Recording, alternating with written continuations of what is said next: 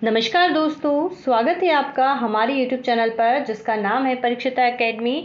और आज के हमारे इस वीडियो में सिविल प्रक्रिया संहिता 1908 के तहत हम बात करेंगे अभिवचन यानी कि प्लीडिंग के बारे में। प्लीडिंग का जो विस्तार रूप से वर्णन है CPC के आदेश 6 में दे रखा है और इसी क्रम में आज हम इसको समझने की कोशिश करते हैं। तो फ्रेंड्स, अगर आप भी हमारे इस YouTube चैनल पर नए हैं तो चैनल को सब्सक्राइब करें। वीडियो पसंद आता है तो इसे लाइक और शेयर ज़रूर करें। तो बिना टाइम वेस्ट करे चलिए हम बढ़ते हैं हमारे मुख्य टॉपिक पर। तो जो अभिवचन है, प्लीडिंग है, हम इसको जो देखेंगे मुख्य रूप से हम इसको इतने बिंदुओं में देखेंगे जहां हम अभिवचन की परिभाषा समझेंगे। ठीक है, अभिवचन इसी प्रकार से लिखा हुआ है।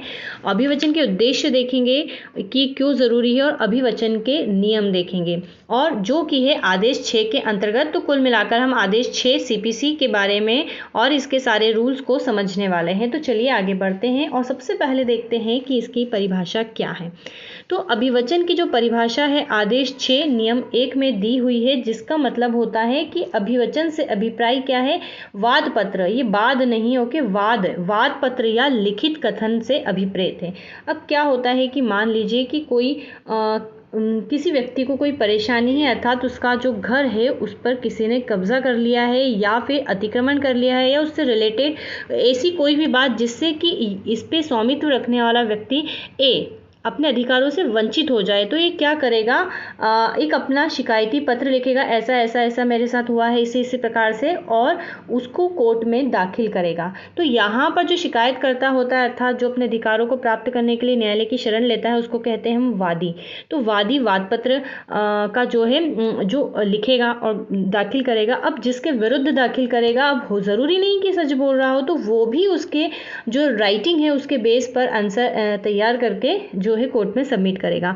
तो वादी के द्वारा जो वाद पत्र दिया जाता है और प्रतिवादी के द्वारा जो लिखित कथन दिया जाता है, तो लिखित कथन हमेशा प्रतिवादी ही देते हैं, यानी कि जिसके विरुद्ध वाद लाते हैं। तो जो प्रतिवादी तैयार करता है वो लिखित कथन होता है। तो इस प्रकार से वादी और प्रतिवादी जो अपनी राइटिंग तैयार करते हैं, जो लिखते हैं कि ऐसा ऐसा है, जो भी पर्टिकुलर वाद से संबंधित है, तो उसको यहाँ पर अभिवचन कहा जाता है।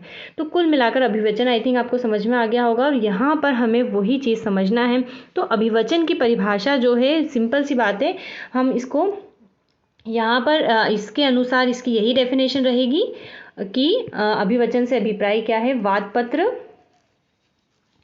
अभिवचन से भी वाद पत्र यानी कि वादी द्वारा प्रस्तुत और लिखित कथन जो कि प्रतिवादी करता है, इससे संबंधित है। अब लेकिन कुछ राइटर्स ने जो है इसके अलग अलग प्रकार से डेफिनेशन भी दिए है। तो जो PC मोघा है या मोघा है, इन्होंने अपनी एक पुस्तक है the law of pleadings on India, इसके ऊपर उन्होंने बुक प्रकाशित करी है और इसमें इन्होंने अभिवचन को कुछ इस प्रकार से बताया है कि अभिवचन ऐसे कथन होते हैं जो किसी भी मामले में प्रत्येक पक्षकार द्वारा लिखे एवं तैयार किए जाते हैं।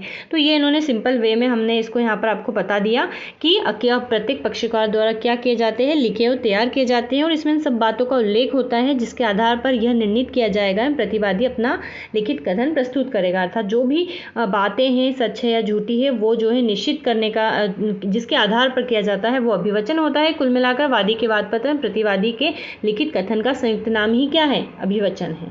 ठीक है, तो हल्सबरी क्या कहते हैं यहाँ पर, इनके बारे में भी समझ लेते हैं। तो ये बोलते हैं कि दीवानी मामलों में अभिवचन शब्द का प्रयोग किसी ऐसे प्रलेख को सूचित करने के लिए किया जाता है जो कि प्रथम न्यायालय में सुनवाई प्रारंभ करने के लिए किसी पक्षकार द्वारा अपने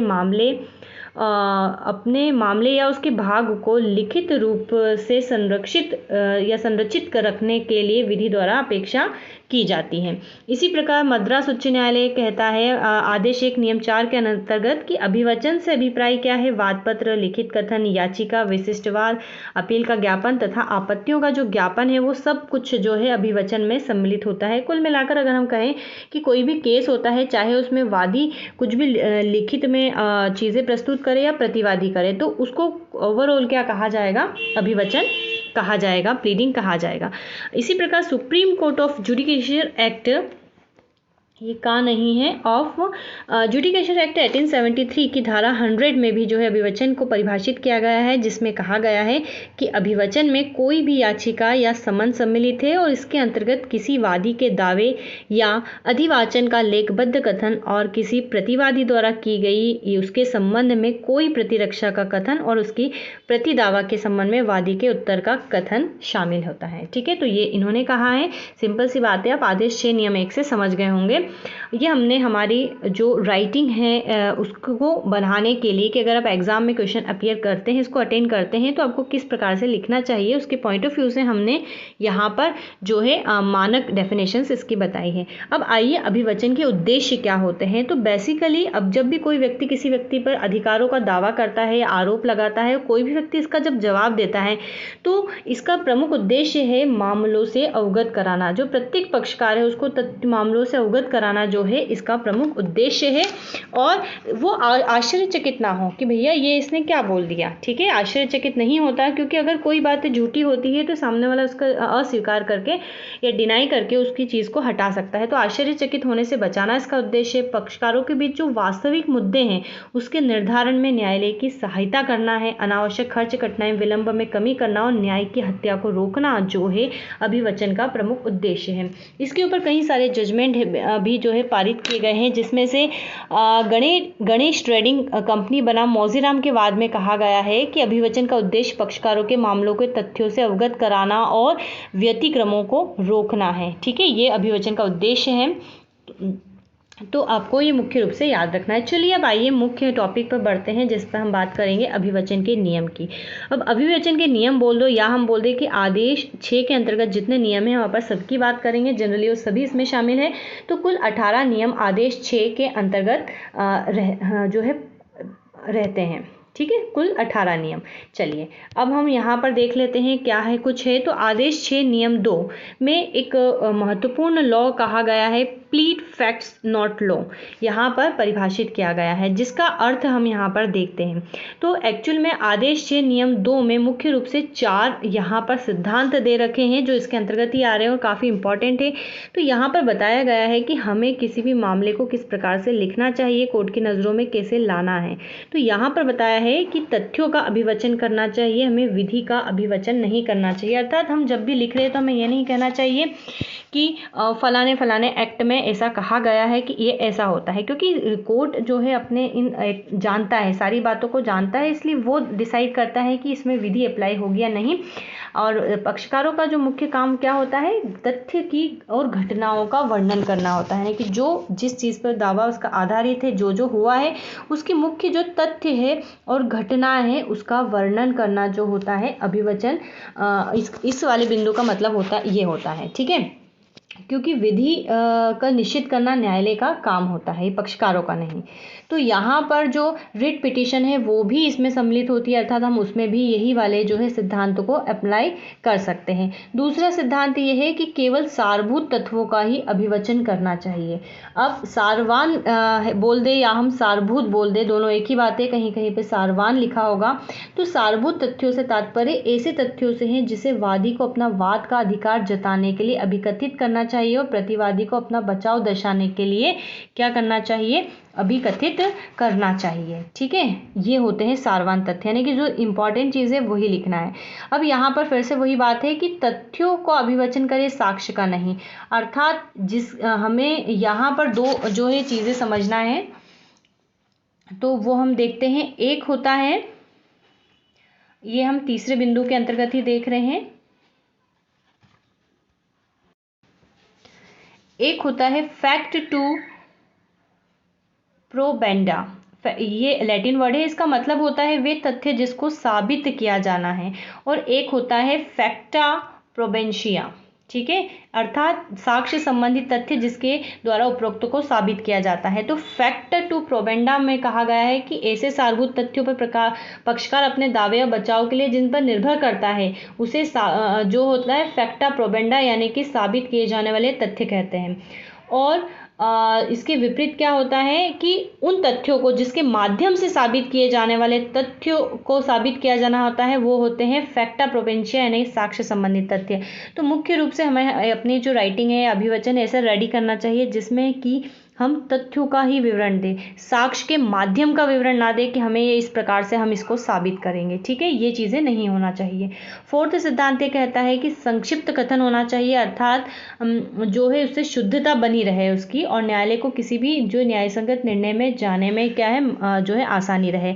तो संक्षिप्त और स्पष्ट और शुद्धता लिए होना चाहिए अभिवचन, और हम उसको जो है पैराग्राफ में हमें अपनी बातें बोलना चाहिए और उनको क्या है अंकों में 1 2 3 या ABC करके जो है उसको विवरण देना चाहिए। और अगर हम हमारे अभिवचन में कहीं पर भी कोई तारीखें, राशि और संख्याएं लिख रहे हैं तो अंकों और शब्दों में दोनों में लिखना चाहिए, क्योंकि यहाँ पर मानवीय भूल होना जो है स्वाभाविक है।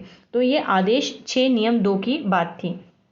अब यहाँ पर अभिवचन का प्रारूप कैसा होगा, ये आदेश 6 नियम 3 में बताया गया है कि जब वे लागू होने योग्य हो तब परिशिष्ट ए में के प्रारूप, और जहाँ वे लागू होने योग्य न हो वहाँ तक हो सके लगभग वैसे ही प्रारूप सभी वचनों के लिए प्रयुक्त किए जाएंगे। ठीक है, तो इस यहाँ पर इसके फॉर्मेट की बात की गई है। इसी प्रकार आदेश 6 नियम 4 में बताया गया है कि जहाँ आवश्यक हो वहाँ विशिष्टियों को भी दिया जाना चाहिए। इसका अर्थ क्या हुआ कि ऐसे सभी मामले जिसमें अभिवचन मिथ्या व्यपदेशन, कपट, न्यासभंग, साशय चूक या अनुचित प्रभाव पर टिके हुए हों तो वहाँ उनका विवरण जो है आवश्यक जो मदोर तारीखों सहित करना चाहिए। आदेश 6 नियम 5 जो है निरसित कर दिया गया है, कैंसिल कर दिया गया, इसलिए यहाँ पर डायरेक्ट 6 दिया हुआ है। इसमें बताया गया है पूर्ववर्ती शर्त, जब किसी पूर्ववर्ती शर्त के पालन या घटित होने के तथ्य का प्रतिरोध करना अपेक्षित है तो ऐसी पूर्ववर्ती शर्त का उल्लेख भी जो है करना चाहिए। आदेश 6 नियम 7 में फेरबदल का विवरण दिया गया है कि जहां अभिवचन में स्वीकृति अभिवचन में संशोधन के माध्यम से की जाती है तो पक्षकार को अपनी स्वीकृति से बाहर जाने की अनुमति नहीं दी जा सकती है। ये steel authority of India versus union of India के बाद में न्यायालय ने कहा है कि किसी भी अभिवचन में दावे का कोई नया आधार या तथ्य या कोई अभिवचन जो उसका अभिवचन करने वाले पक्षकार के पूर्वजन अभिवचनों से असंगत हो बिना संशोधन किए ना तो उठाए जाएंगे और न ही उसमें ऐड किए जाएंगे। अब आदेश 6 नियम 8 की बात कर लेते हैं, संविदा का प्रत्याख्यान, यानी प्रत्याख्यान का अर्थ होता है डिनाइल, कि जहाँ किसी अभिवचन में किसी संविदा का अभिकथन है वहाँ विरोधी पक्षकार द्वारा किए गए उसके कोरे डिनाइल का अर्थ लगाया जाएगा कि वह केवल अभिव्यक्ति संविदा का जो अभिकथित की गई है या उन तथ्यों की बात का जिसमें वह संविदा विवेक्षित की जा सके डिनाइल है। ठीक है, आदेश 6 नियम 9 में दस्तावेज के प्रभाव का कथन के बारे में विवरण किया गया है कि जहां किसी दस्तावेज के अंतर्वस्तु सारवान है वहां अभिवचन में संपूर्ण उसे या उसके किसी भाग को जब तक दस्तावेज उसके भाग के वास्तविक शब्द सारवान ना हो दर्ज किए बिना उसके प्रभाव को यथासंभव संक्षिप्त रूप में कथित कर देना पर्याप्त होगा। इसी प्रकार हम आगे बढ़ते हैं। तो आदेश 6, इसको थोड़ा सा इग्नोर करते हैं।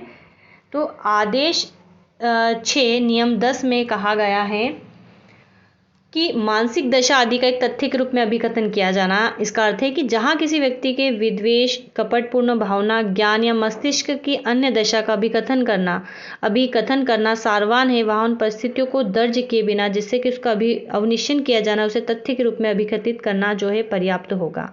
आदेश 6 नियम 11 में सूचना संबंधित बात है कि सूचना का एक तथ्य के रूप में अभिकथन जो है किया जाना चाहिए। 6 नियम 12 में कहा गया है कि उपलक्षित संविदा का तथ्य के रूप में अभिकथन किया जाना चाहिए। आदेश 6 नियम 13 में कहा गया है कि अनुमानित तथ्यों का कथन किया जाना आवश्यक नहीं है, अर्थात जो अनुमान पर प्रिजम्पशन पर आधारित हो। अगला है और बहुत इंपॉर्टेंट है कि अभिवचन का हस्ताक्षरित किया जाना, अर्थात जो भी वाद पत्र वादी या प्रतिवादी तैयार करता है उसको उसके पृष्ठ पर या अंतिम पृष्ठ पर अपने हस्ताक्षर करना चाहिए या उसके द्वारा जो अधिकृत अधिवक्ता लाइक एडवोकेट होता है उसको हस्ताक्षर किया जाना चाहिए। ठीक है, तो ये इंपॉर्टेंट चीज़ है यहाँ पर भी। और फिर 14A संशोधन करके जोड़ा गया था, पक्षकार का पता अंकित किया जाना जो है इसके अंतर्गत अपेक्षित है। इसी प्रकार अगला है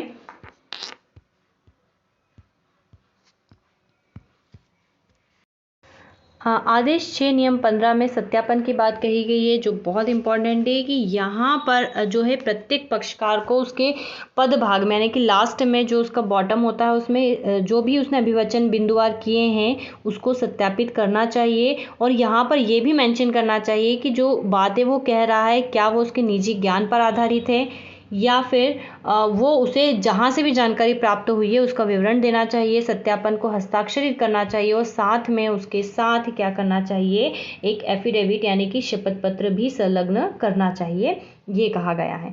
इसी प्रकार वाणिज्यिक विवाद में अभी भी अभियोजनों के सत्यापन की बात जो है आदेश 6 नियम 15A में की गई है।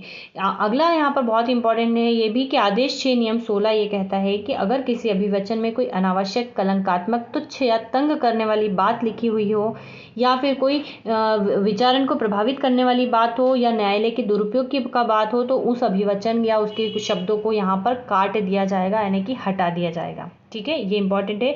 और आदेश 6 नियम 17 में अभिवचन के संशोधन की बात कही गई है। अगर हम बात करें इसके सभी नियमों में तो आदेश 6 नियम 2 और के बाद जो है आदेश 6 नियम 17 ही एग्जाम में सबसे ज़्यादा पूछा जाता है। तो अभिवचन के संशोधन का अर्थ यहाँ पर क्या हुआ कि हम इसको देख लेते हैं कि न्यायालय दोनों में से किसी भी पक्षकार को कार्यवाही के किसी भी प्रक्रम में आज्ञा दे सकेगा कि वह अभिवचनों को ऐसी रीति और ऐसे निबंधनों पर जो न्याय संगत हो परिवर्तित करे या संशोधित करे। और इम्पॉर्टेंट बात यह है कि अगर ट्रायल स्टार्ट हो जाता है, विचारण प्रारंभ हो जाता है, दैट मीन अगर इशू क्रिएट हो जाते हैं, सिविल वाद में इशू जो है फ्रेमिंग होती है, अगर इशू फ्रेमिंग हो गया तो उसके बाद जनरली संशोधन को अनुज्ञात नहीं किया जाएगा। यहाँ पर ये बातें याद रखनी है। और उससे भी ज़्यादा इम्पॉर्टेंट यहाँ पर एक जजमेंट है, उस जजमेंट को हम याद रखना, दिलीप कौर वर्सेस मेजर सिंह के वाद में एक्चुअल में कोर्ट ने कुछ मानक डिसाइड किए हैं कि जनरली संशोधन किया जाना चाहिए या नहीं। उसके बाद में कहा गया है कि वाद के अगर विनिश्चय के लिए आवश्यक है जो भी संशोधन प्रस्तुत किया जा रहा है, ऐड किया जा रहा है या एडिटिंग की जा रही है, अगर वो आवश्यक है तो ज़रूर किए जाने चाहिए। उससे जो वाद हेतुक है उसको परिवर्तन नहीं होना चाहिए। अन्याय अगर होता हो तो वो संशोधन नहीं किया जाएगा। विधिक अधिकारों पर प्रतिकूल प्रभाव नहीं पड़ना चाहिए। विलंब की प्रतिक्रिया द्वारा प्रतिपूर्ति की जा सकती है। ठीक है, तो ये कुछ है आइडियल चीज़ें जो है डिफाइन की गई है। तो आदेश 6 नियम 17 में इतना ही। इसके बाद हम देखते हैं अंतिम नियम इसका जो कि है 18। यहाँ पर बताया गया है आदेश के बाद संशोधन करने के में असफल अगर रहते हैं तो क्या होता है। तो यहाँ पर हम इसको थोड़ा सा देख लेते हैं। ये भी इम्पॉर्टेंट चीज़ है कि यदि कोई पक्षकार जिसने संशोधन करने की आज्ञा कोर्ट से ले ली है, उस आदेश की जो भी टाइम लिमिट तय कर दी जाती है कोर्ट के द्वारा, कितने समय में आपको जो है उसको सुधार करना है जो भी आपने चाहा था, अगर उतने समय में नहीं कर पाते हैं या फिर समय परिसीमित नहीं किया है तो 14 दिनों का टाइम रहता है कि आपको जो है संशोधन कर देना चाहिए। अगर नहीं किया जाता है तो क्या होगा, यथास्थिति पहले जैसी स्थिति ही आ जाएगी, अर्थात संशोधन फिर नहीं किया जाएगा। तो ये यहाँ पर बात की गई है। तो हमने यहाँ पर कोशिश की है आपको प्लीडिंग को कम समय में और इम्पॉर्टेंट सारे फैक्ट कवर हो जाए समझाने की। तो बताइएगा वीडियो कैसा लगा। CPC पे हम अगला वीडियो लेकर है जल्द ही आएंगे। तो have a nice day and thanks for watching.